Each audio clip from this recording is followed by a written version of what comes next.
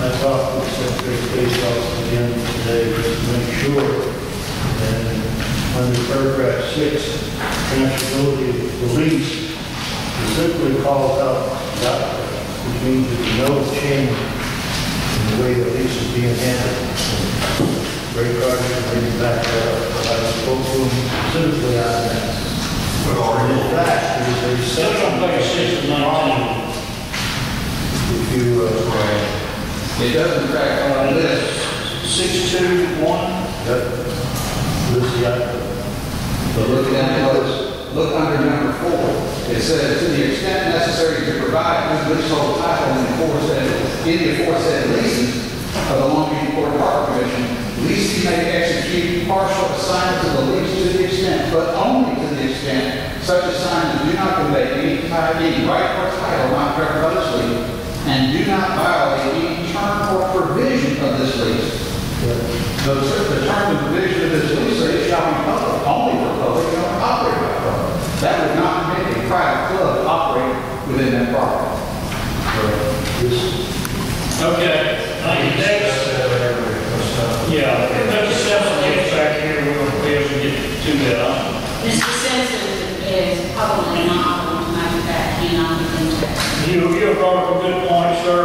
I mean, I understand where you're going, but I'm just going by what Secretary of State, if he needs to change it, or if he will change it to cover that, we'll certainly do that. So we want it to be exactly like it is. That's the plan. And as far as I'm concerned, that was his plan also. So it was reading along really good until I got to that division. Oops. And that provision was obvious, we could not operate as a private club because that would be in violation of the terms as listed in the lease. all right, thank you. Laura Caldwell, Court Commission minutes.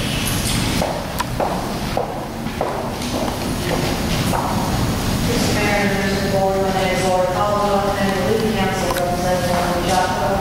I don't want to reiterate what Mr. Dawson said, but certainly agree with him. We have had a chance to go over the lease, and it's quite clear, as it says, we as attorneys have to go out and look for the lease. The lease does not protect the Long Beach yacht club. And we're here and we retain our yacht club to vigorously defend the right to exist. And unfortunately, the way we read this, the law we have researched indicates to us that the yacht club will cease to exist. My clients intend to vigorously protect their rights, and when we look at current time, as far as the existing law, is that if the yacht club loses its existence, then what's going to happen is they're going to lose a building that they paid for, the members paid for, it didn't cost the city of Long Beach dime, which would be unfair and result in unjust enrichment, not only to the city of Long Beach, but to the state of Mississippi, which I promise you is going to result in litigation. And it's going to tie everything up. I don't know how long. It is not in the city's best interest because it's going to cost an attorney fees to defend this act, but the city of Long Beach is going to be named defendant. And it could be. Well, I'm sorry, I hate to we're approaching this position, but we've been trying to work this out. I didn't know we were going to get the threats going, but we'll do whatever, because our intention in initial meetings with the Secretary of State was to protect the yacht club.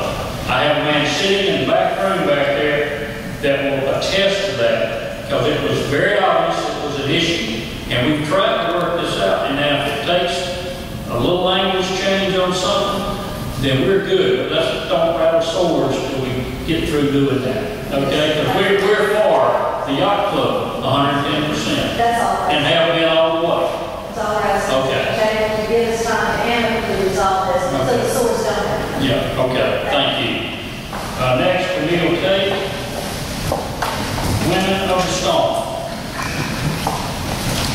We will take the Women of the Storm, and I thank you for listening to this decision. We have a resolution, I think that Anderson gave each one of you that was passed off the test here. And the chart BP is going to get between $5 to $2 billion for fines for that. What we're trying to do now is there's going to be, I think it's 2.7 held out for disasters that might occur later, and anything above that 80% above that, we would like held in a separate account once fines are done for the states that have been on the most. Mississippi obviously being one of those. Well, this resolution asks our senator and our senators and our congressmen to please work on some type of a bill that can be passed so that this can be done before the money is fined. The fines are in order. Because if fines are given before they make a separate account for this, it goes into the general fund of the United States, and we know that we'll never see that money. So this is what this is about. We're going to present these to the congressmen and the senators and see if we can get some kind of resolution. Thank you very much. Thank you. Okay,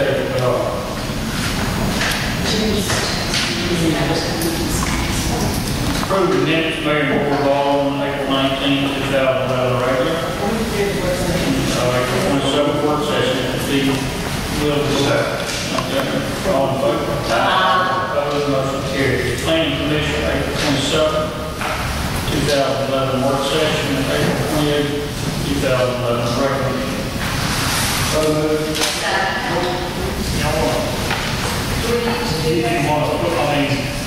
Do you want to give any consideration about What?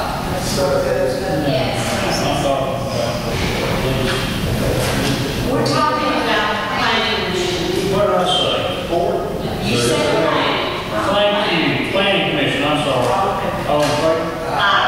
Opposed, motion carries. Now, Commission, I'm looking at it. The first was just a regular meeting, the first 2011. We could go ahead and Motion to approve those minutes of April 21st only.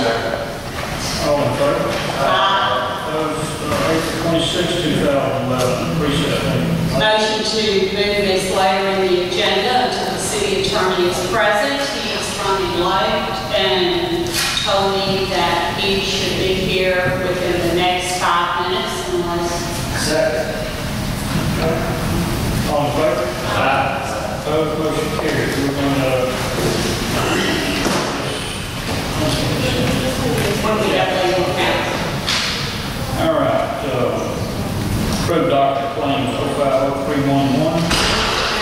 the invoices that came in late that we need to address this time. One is for the bailout that's required on the water and sewer department, and another is for the jail road services. All in favor? Opposed, motion carries.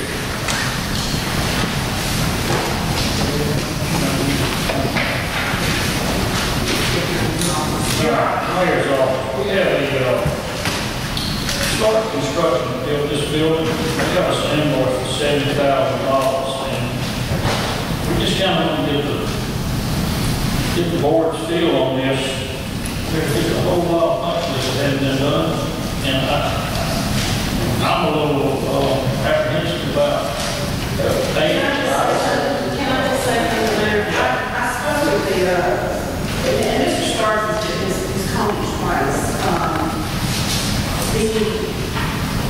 The punch list still has, some things that need to be done. But we also, in addition to the $70,000 that we're holding right now, they assured me that we're still holding the retainage of $260,000. So, we have leverage on this punch list. And they have actually come in and put shelves up in the mall. They're working on the pumps. They have gotten other stuff. So I do see, for a while we were seeing nothing from them, but now we're seeing a little something. And if it's the pleasure of the board, I think we probably should release the $70,000 because the state has approved that to be released. And they are making some effort on the punch list. They're working on columns. Which is not going to get fixed like that. But is that 70,000 part of the 260? No. Okay, so that's. But our things are still in question, with this $260,000 cover. According to our cash, yes, because we got, in addition to the 260, we have additional funding coming on the change orders that they're going to do.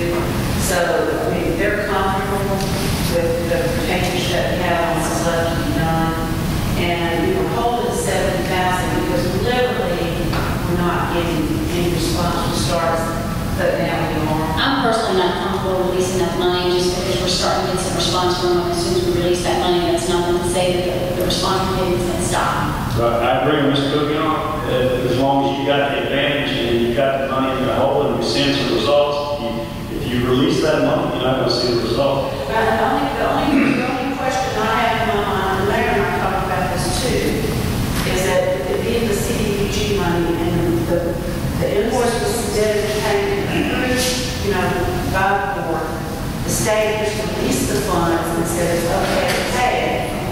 I don't want to get into a pickle with the CDBG people. I don't want to do it with them, but I would like to, the architect, Curry and all them said we were good to release.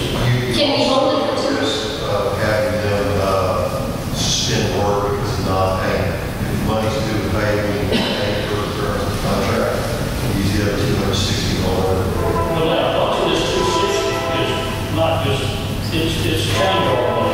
It's not, it's a whole wall of wax, like, so air conditioning change, shelf work, there's different things that other money's for. Is it possible to stay hold it for 2 more weeks, just so we can make sure we're still getting response? Let me say this, why don't we hand somebody's in construction?